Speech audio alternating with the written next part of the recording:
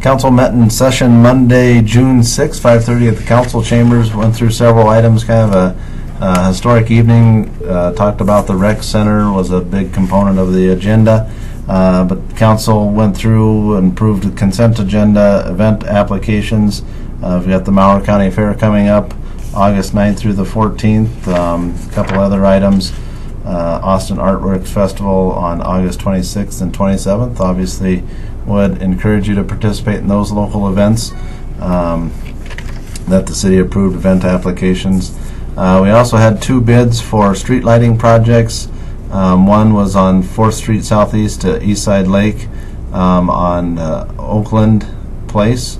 That was $182,000 of improvements, so you'll see some street lights in that area.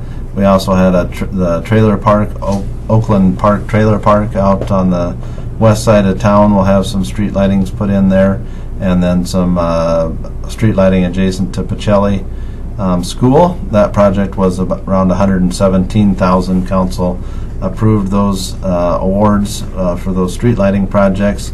Had a donation to the city of Austin that we received, and then we moved on to the consideration of the lease agreement with the YMCA, as well as the purchase agreement for conditional purchase agreement for the power plant property that the rec center, community recreation center, would go on. The vote passed 5-2.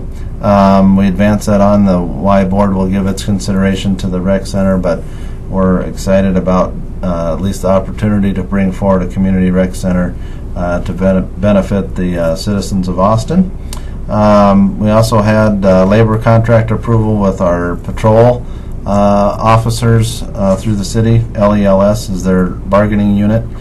This is for a 2016, 17, and 18 agreement, an additional year than what it's been before.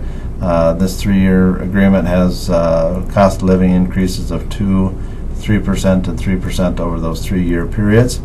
We approved what's called an ICM agreement that's related to wastewater flow with Bellisio Foods. We regulate the strength, suspended solids, and phosphorus levels and what they can discharge into the sewer system. So we established a specific agreement with Bellisio Foods.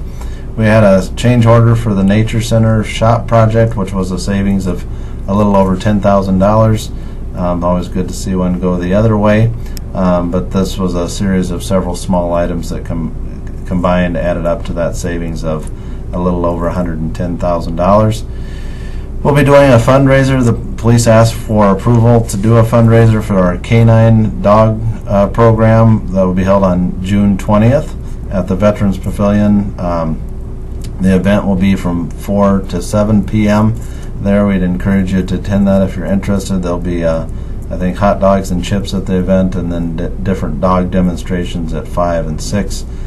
So it's always good to see the dog at work and see what they do with the dog. It's an invaluable component of our law enforcement and key tool for our law enforcement officers to have a dog like that. So please come out and support our police department on June 20th. We had a couple minor subdivisions approving by the council for David and Carolyn Hillier, kind of non-controversial. Those items were adopted from our planning and zoning department. One of the properties was also for Austin Utilities, so an adjoining property owner could potentially consider purchase of that unused property of Austin Utilities. We had declared a property hazardous structure. Kind of always interesting, the story behind different homes. That one, a death of an individual passed away, and there was no interested descendant in the home, and it's currently in its process of tax forfeiture. But we had to go ahead and declare that a hazardous structure so we could board that facility up. We had other granting authority to the Planning and Zoning Department for removal of junk and illegally stored vehicles. We had a series of 4 different homes. I know we've been contacted by a lot of folks about that, and if there's areas of concern that you see in your neighborhood, please contact our Community Development Office, and we're happy to take a look at that for conformity.